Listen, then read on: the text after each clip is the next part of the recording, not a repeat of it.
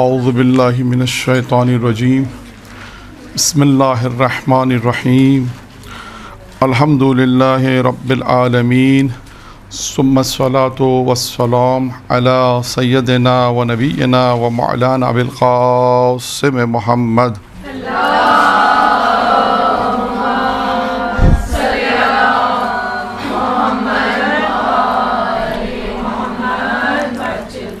وعلى بیتہ طیبین الطاہرین اما بعد قال سبحانہ تعالی فی کتابہ الکریم بسم اللہ الرحمن الرحیم قل هل يستوي الذین یعلمون والذین لا یعلمون. درود پڑھے محمد و آل محمد.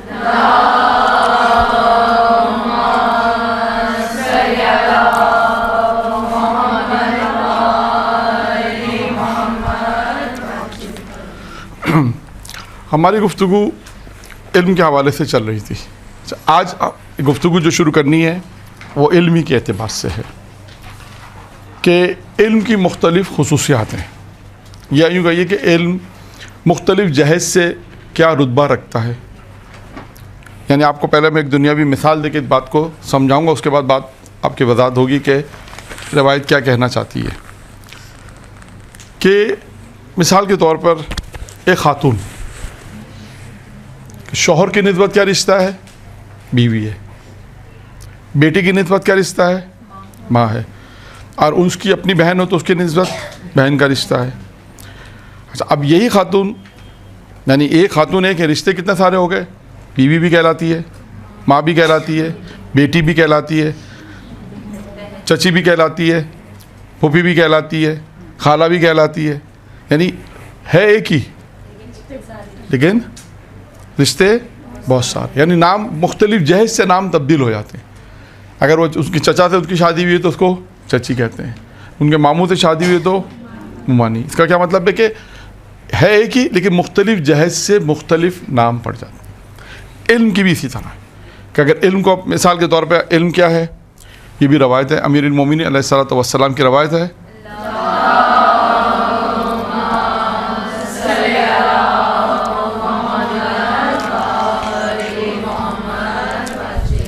پہلی روایت میں فرمائے علم کو حاصل کرو کیونکہ علم کا حصول نیکی ہے. ایک عنوان آ گیا نیکی، حاصل کرنے کے اعتبار سے یہ نیکی ہے. اس کی مشق کرو، تمرین، تو کیا ہے؟ یہ تسبیح ہے. علم وہی ہے، اس کی مشق اور تمرین جسے ہم کہتے ہیں، پریکٹس جسے کہتے ہیں، تو یہ کیا کہلائے گی؟ تسبیح. پھر اس کے بعد فرمایا کہ اس کے بارے میں بحث و مباحثہ کرو تو جہاد ہے یہ. پھر فرمایا تنہائی میں دوست ہے، اکیلا رہنے کی صورت میں ساتھی بھی ہے، دشمنوں کے خلاف ہتھیار ہے. یعنی اگر آپ دیکھ رہے ہیں کہ علم ایک ہی ہے، الگ الگ جہت سے اس کے نام آ رہے ہیں. دشمنوں کے خلاف ہتھیار ہے، دوستوں کے لیے زینت ہے. اب آئیے، اس کے ذریعے اللہ پست، یعنی جو گری ہوئی قوم ہوتی ہے، پستی میں گری ہوئی قوموں کو بلند کرتے ہیں. جو قومیں پست ہوتی ہیں، پستی کی وجہ سے گر جاتی ہیں، اور یہ علم ہی کی وجہ سے وہ قومیں کیا ہوتی ہیں؟ پھر بیدار ہو جاتی ہیں، بلند ہو جاتی ہیں. پھر فرمایا انہی کو، یعنی انہی قوم کو نیکیوں کا پیشوا بنایا جس کی اقتدا دوسرے، یعنی دوسرے لوگ کرتے ہیں. یعنی علم ہی کی وجہ سے انہیں سعادت ملتی ہے کہ وہ قومیں مقام حاصل کرتی ہیں، بلند مقام حاصل کرتی ہیں. پھر انہی قوم کو نیکیوں کا پیشوا بنایا جن کی اقتدا، یعنی جس کی پیروی دوسرے لوگ کرتے ہیں. پھر اس کے بعد فرمایا یعنی اس علم کے فائدے کے، اس کے اعمال، یعنی علم کے جو اعمال ہوتے ہیں ان کے اعمال کو پیش نظر رکھا گیا. کس کو؟ علم کے اعتبار سے. یعنی انسان کے اعمال کو پیش نظر رکھا جاتا ہے. کس کی وجہ سے؟ علم کی وجہ سے. یعنی علم ہوگا تو انسان کے اعمال دیکھے جائیں گے، پیش نظر ہوں گے. پھر آخر میں فرمایا کہ اسی کے آثار سے استفادہ کیا جاتا ہے، یعنی علم کے آثار سے استفادہ، یعنی فائدہ حاصل کیا جاتا ہے. تو یہ علم کے ایک روایت تھی امیر المومنین کی، جس میں علم کے مختلف نام تھے، آپ کہہ سکتے ہیں، یا مختلف جہت سے علم کو بیان کیا کہ اگر ہم اسے حاصل کریں تو ایک نیکی ہوگا، دشمنوں کے خلاف یہ ہتھیار ہے، دوستوں کی یہ زینت ہے، تنہائی میں یہ ساتھی بھی ہے، تنہائی میں انسان اگر اکیلا ہو تو یہ مونس ہے. تو یہ علم کے مختلف جہت کے عنوان سے ایک روایت تھی کہ ہے علم لیکن مختلف جہت میں اس کے نام تبدیل ہو جاتے ہیں. اچھا اب آتے ہیں ایک آیت اللہ جن کا پچھلے ہفتے میں نے ایک واقعہ بیان کیا تھا, سید احمد آیت اللہ سید احمد خونساری, جن کا واقعہ کیا بیان کیا تھا, یاد ہے کسی کو؟ ہیں کیا واقعہ بیان کیا تھا سید احمد خونساری کا؟ تھوڑا سا ریکال کریں, جو لوگ تھے کچھ نہیں معلوم. کون سا والا واقعہ تھا؟ کیا 8,000 دینار, 8,000 تمان, ایران میں تمان ہوتا ہے, تمان والا, کہ یہ واقعہ تھا کہ واقعہ اب یاد آ گیا آپ کو؟ یہ وہ شخصیت جب دنیا سے جا رہی تھی, یا ان کی زندگی کے مطلب شاید آخری لمحات میں, یا مثلا ہو سکتا ہے 2 مہینے 3 مہینے 4 مہینے نہیں معلوم, کہ کچھ لوگوں نے ان سے کچھ سوالات کیے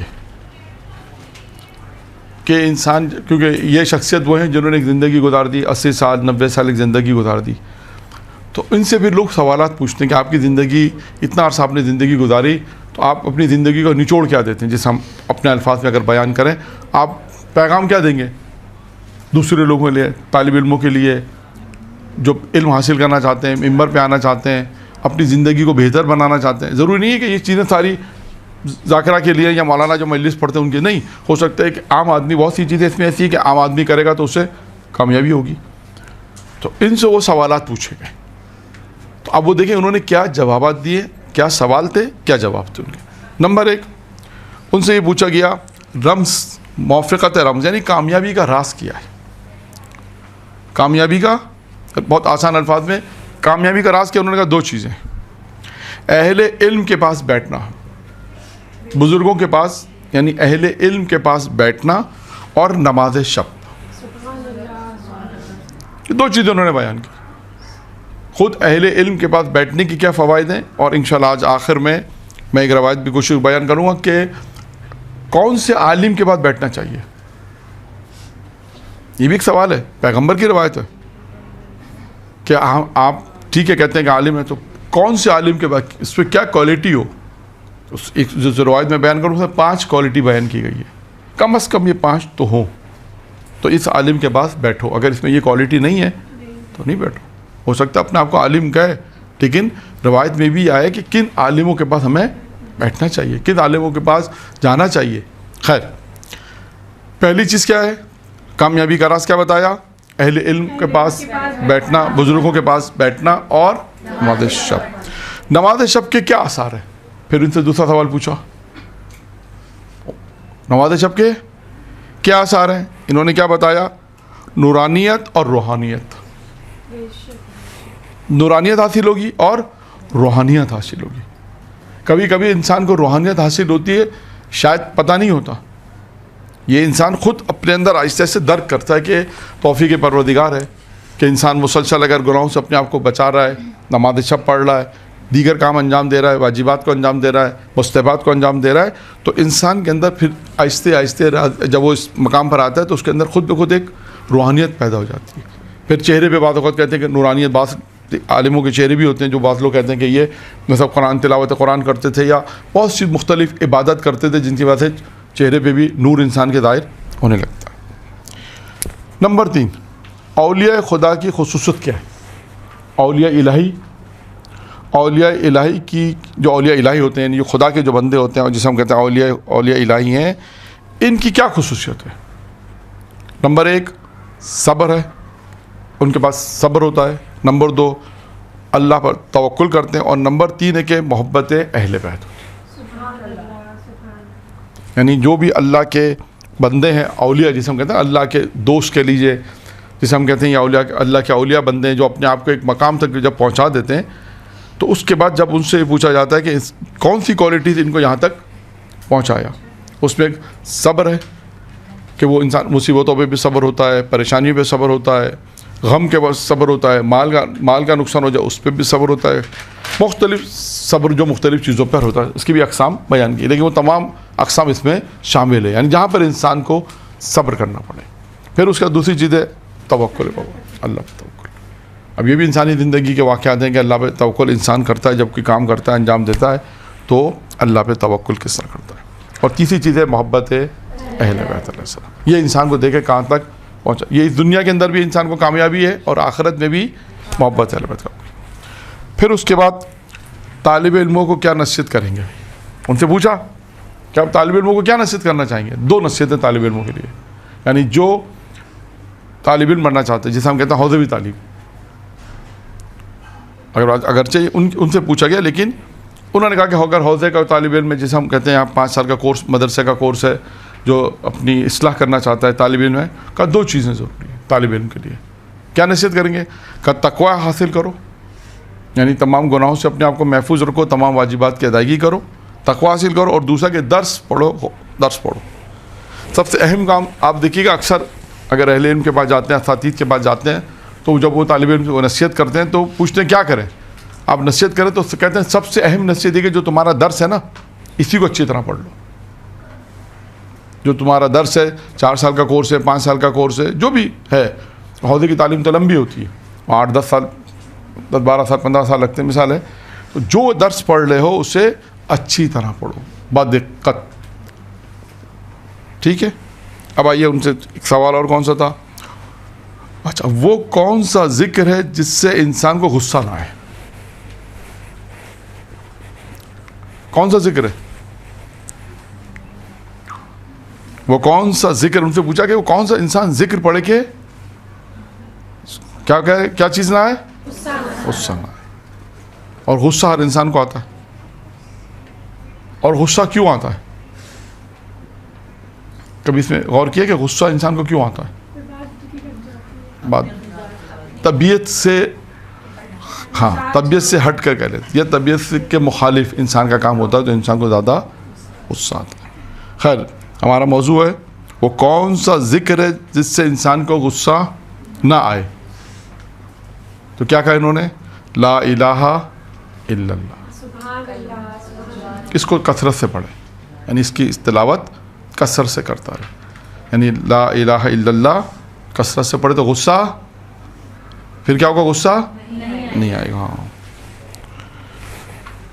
اب اس کے بعد انہوں نے پوچھا قرض کے لیے کون سی دعا ہے. قرضہ لے لینے کے لیے نہیں, کوئی قرضہ نہیں دے رہا, قرضہ لینے کے لیے نہیں ہے, ادا کرنے کے لیے. ہاں پہلے بتا دیں آپ کو.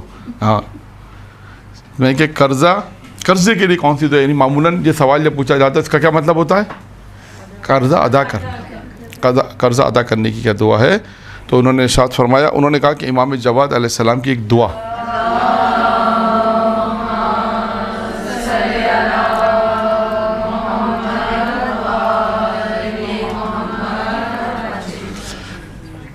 امام جواد علیہ السلام کا انہوں نے ایک ارشاد فرمایا کہ اس فرمان پہ عمل کرو. امام جواد علیہ السلام اس کو بکثرت پڑھو. اب جب میں پڑھ رہا ہوں اس کو ترجمہ آپ ابھی لکھ لیجیے گا, عربی عبارت بعد میں اتار لیجیے گا.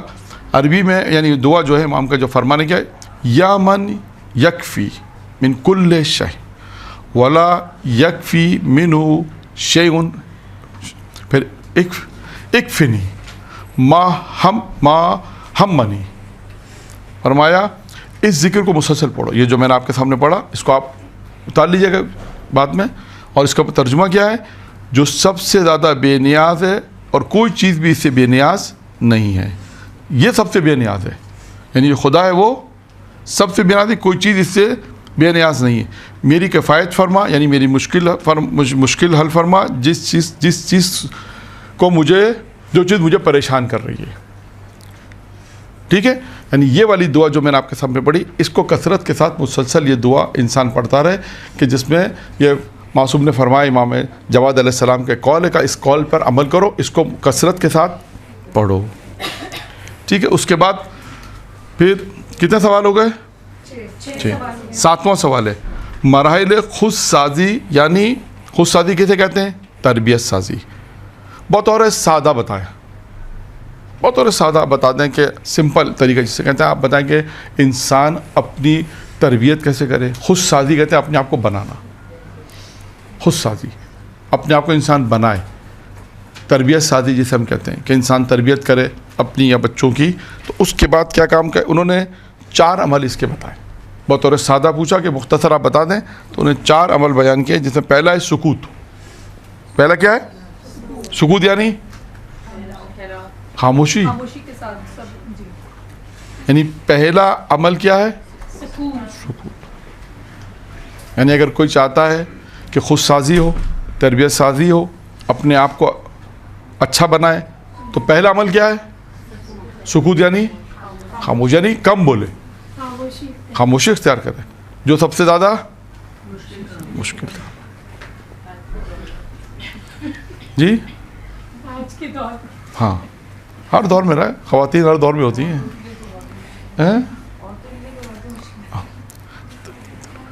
بہرحال ایک سکوت یعنی خاموشی جو ہے وہ انسان کو ایک مقام تک. دوسرا ہے ہوشیار رہو ہم نشینوں سے، دوستوں سے. ہم نشین یعنی یہ آپ کے جو ارد گرد دوست ہے نا، جس کے انسان دوستی کرتا ہے، اس سے ہوشیار ہو کہتے ہیں.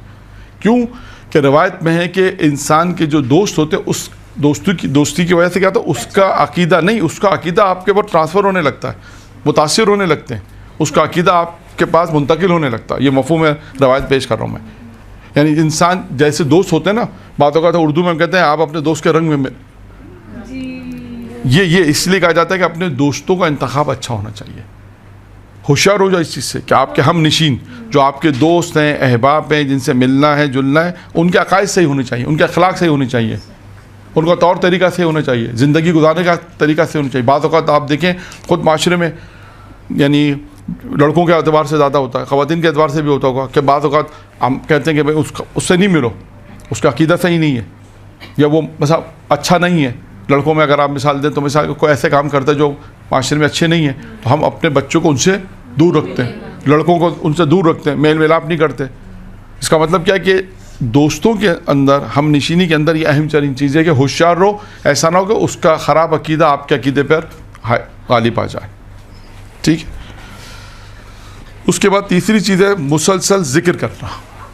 وہی ذکر ہے، مسلسل ذکر کرنا. تسبیحات اربع ہے، اللہ اکبر ہے، مسلسل مختلف جو ذکر آئے، جیسے لا الہ الا اللہ یہ ذکر ہے، یہ بھی ذکر ہے. اس کا ذکر کرنا، درود کی تسبیح ہے، اللہ اکبر کی تسبیح ہے، اور دیگر جو تسبیحات بیان کی جاتی ہیں وہ انسان مسلسل ذکر کرتا رہے. اور چوتھا ہے کہ نماز شب پڑھے. یہ چار چیزیں انہوں نے بیان فرمائی کہ انسان اگر چاہتا ہے مراحل خود سازی کے اندر، انسان کی اچھی تربیت میں، آگے بڑھنے میں، انسان کو آگے روحانیت حاصل کرنے میں، تو یہ تمام چیزیں انسان کے لیے بہت اہم ہیں. آپ دیکھیے گا، مجھے نہیں معلوم کہ آپ کا اہل علم یا عارف لوگوں سے کتنی ملاقات ہوئی ہے. عارف لوگوں کے بارے میں کہا جاتا ہے وہ کم بولتے. آپ نے دیکھا ہوگا، میری ملاقات بھی کہوں گی لیکن واقعات بہت سنے عارف لوگوں کے کہ وہ کم بولتے. وہ آپ کی بات سن لیں گے، بیٹھے رہیں گے، ساری بات سننے کے بعد پھر ممکن ہے ایک جملہ، ہاں بس، ہاں. تو اس میں کیا جو ہے وہ سکوت بہت اہم ہے انسانی زندگی میں. یہاں پہ میں یہ بھی کہوں گا کہ جہاں پر ضرورت ہو وہاں پہ بولیں. اگر آپ کامیاب ہونا چاہتی ہیں تو یہ بھی ایک اصول ہے.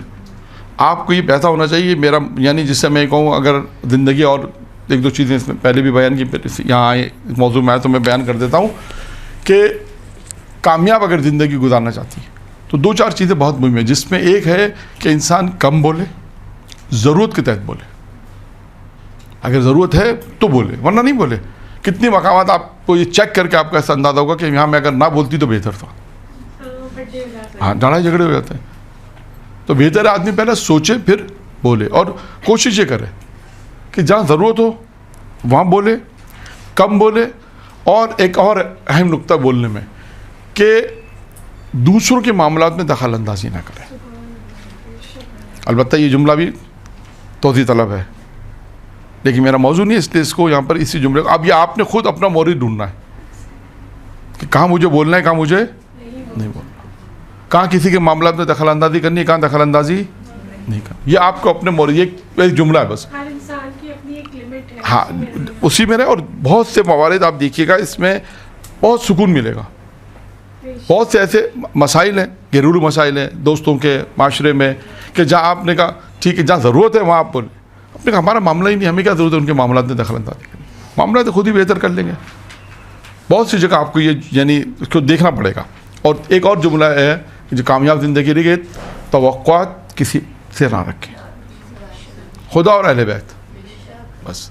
یہ دو تین چیزیں اس کے ذمے آ گئیں سکوت، کس لیے میں نے اس کو بیان کر دیا کہ انسان اگر کامیاب زندگی گزارنا چاہتا ہے اچھی، تو سکوت، جیسے انہوں نے کہا سکوت، اسے کم بولے، جہاں ضرورت ہے وہاں بولے، اور دیکھے کہ اگر دوسروں کے معاملات میں دخل اندازی نہ کرے۔ اب آ جائیے پھر ایک سوال اور، 8واں سوال پوچھا کہ روح کیسے عظمت پیدا کرے؟ روح کیسے عظمت پیدا کرے؟ کہا انہوں نے کہا کہ حلال روزی کے ساتھ۔ روح کی عظمت کیسے بڑھے گی؟ حلال روزی کے ساتھ۔ پھر ایک دعا بتائیے، یہ بھی آپ بات میں اتار لیجیے گا، میں سے پڑھ دیتا ہوں، اس میں بھی اللہم اغننی بحلالک عن حرامک وبفضلک عمن سواک۔ یہ دعا کو بھی مسلسل انسان پڑھتا رہے۔ یہ بھی ہے کہ روح کیسے عظمت پیدا کرے گی؟ کہ حلال روزی کے ساتھ۔ اس کے بعد پھر یہ دعا انسان پڑھتا رہے۔ پھر پوچھا ان سے خشوع دل کیسے ہو؟ انسان کا دل، کہتے ہیں نا خشوع دل ہونا چاہیے، کہ انسان کا دل، تو کہا کہ توسل سے، یعنی توسل ہے کس سے توسل کرے؟ معصومین علیہ السلام، اہل بیت سے توسل۔ پھر اس کے بعد پوچھا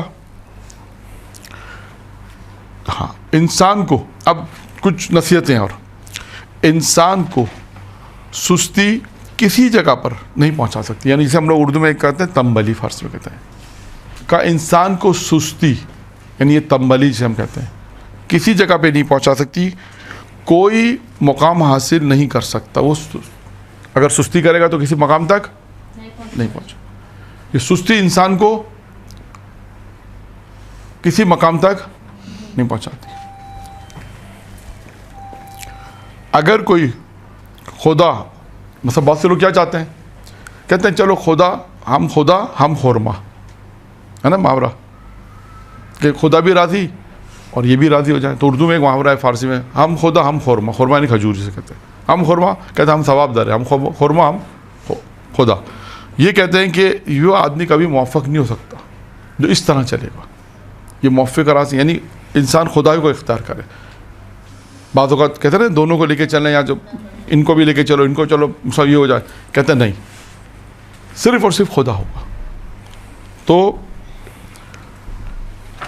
موفق نہیں ہوگا، کامیاب نہیں ہوگا۔ پھر مرتب ذکر قلبی کرتے رہے، یعنی پروردگار عالم کا ذکر، جن چیزوں سے ذکر بتایا، اور خدا کو فراموش نہ کریں۔ مرتب انسان ذکر قلبی۔ اب دیکھیں یہاں پہ ذکر کی پہلے ایک درس آ چکا ہے کہ ذکر سے کیا مراد ہے، بہت تفصیل سے درس بیان ہو چکا ہے ذکر کے اوپر، کہ ذکر کی کتنی قسمیں ہیں اور ذکر سے کیا مراد ہے۔ 5 قسمیں وہاں پہ بیان کی تھیں ذکر سے، کہ ذکر کی 5 قسمیں ہیں، اور اس کو ہم نے بیان کر دیا کہ ذکر قلبی کیا ہے۔ مرتب کا ذکر قلبی کرتے رہو، یعنی خدا کو فراموش نہ کرو، یعنی خدا کو نہ بھلاؤ۔ پھر اس کے بعد نمبر، کون سا نمبر ہے؟ نہیں ہاں 12 ہو چکے، 13واں نمبر، 13واں ہے۔ اگر کسی کے دل میں دنیا آ جائے اور آخرت سے روکے تو یہ بری صفت ہے، یہ بری صفات میں سے کہتے ہیں اگر کسی کے دل میں دنیا آ جائے اور آخرت سے وہ روکے تو بری صفات انسان میں زیادہ ہو جائے گی۔ تو انسان کے اندر بری صفاتیں زیادہ ہو جائیں گی۔ کب زیادہ ہوں گی؟ کہ انسان کسی کے دل میں دنیا آ جائے، اور دنیا آنے کے بعد کیا ہوگا، نتیجہ کیا ہوگا؟ وہ آخرت سے روکے گی۔ جب وہ آخرت سے روکے گی تو اس کا نتیجہ کیا ہوگا؟ جہنم تو ہوگا۔ بری صفات انسان کے اندر زیادہ ہو جائیں گے، یہ اس کا نتیجہ ہے۔ اس کے بعد فرمایا بہترین یاد خدا کیا ہے؟ پوچھا سوال، بہترین یاد خدا کیا ہے؟ کیا جواب دیا؟ قرآن کا پڑھنا۔ بہترین یاد خدا کیا ہے؟ قرآن کا پڑھنا۔ پھر پوچھا، پھر انہوں نے بیان کیا حرام کو انجام دینا اور واجبات کو ترک کرنا انسان کو بے وقت بے ارزش بنا دیتا ہے، یعنی اس کی کوئی اہمیت نہیں ہوتی۔ کس کی؟ جو واجبات کو ترک کرے، اور واجبات کو بھی ترک کرے اور حرام کو انجام دے، تو اس کا نتیجہ کیا ہوگا؟ کیا؟ بے وقت یعنی بے ارزش۔ اس کو آسان الفاظ میں کہیں، اس کی قدر نہیں ہوگی، اس کی اہمیت نہیں، کوئی اس کی توجہ نہیں کرے گا۔ یہ کون سی چیز ہے جو انسان کی طرف لوگ توجہ نہیں کریں گے؟ بے اہمیت ہو جائے گا، وقار نہیں ہوگا، عزت نہیں ہوگی، اس کی واجبات کو ترک کرنے کی وجہ سے، حرام کو انجام دینے کی وجہ سے۔ پھر فرمایا مومنین کو چاہیے کہ سوتے وقت وہ اپنا کیا کہنا ہے، سونے سے پہلے کیا کرنا ہے، محاسبہ کرنا۔ اور 17واں پوائنٹس، ہمیشہ امام زمانہ کی یاد میں رہے۔ کیا کرے، ہمیشہ امام زمانہ کی یاد میں رہے۔